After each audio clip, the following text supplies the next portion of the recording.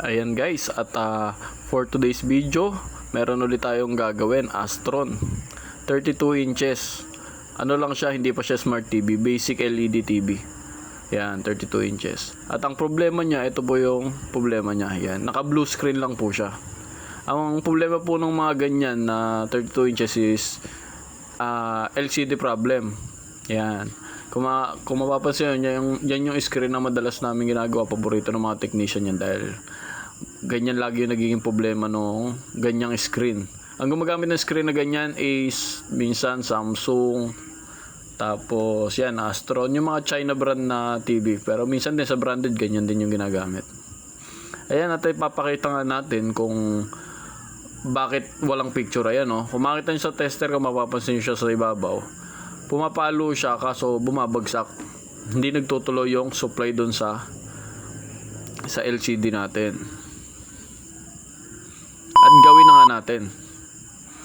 Yan po ang re-repair natin, LCD. Hindi po siya nadali, hindi natin siya nagawa sa right side. Kaya ibinalik natin sa dati, tapos sa left side naman tayo nag-repair. Ayan, hindi ganong pansin. Mahirap pong gawin niya, mukha lang po madali, pero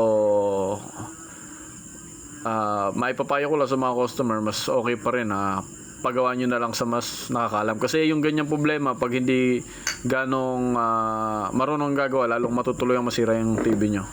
Ayan, tignan nyo po ulit yung sa tester.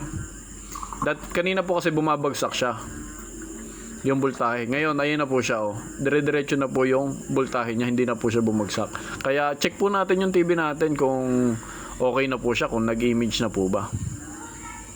Kasi nagkaroon na po ng kuryente yung LCD natin. Ayan, at mukhang okay na nga ang ating TV.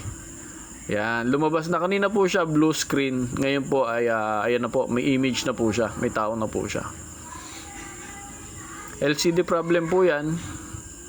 Pero buti na lang po at nagawan pa po natin ng paraan. Ayan, at isinira na nga natin ang TV. Guys, sa mga gusto palang magpagawa ng TV home service, Bulacan area, message lang po kayo or comment lang po kayo dito sa sa ilalim ng ng video natin. At paki-follow na rin po ang page namin, Bulacan TV Repair po.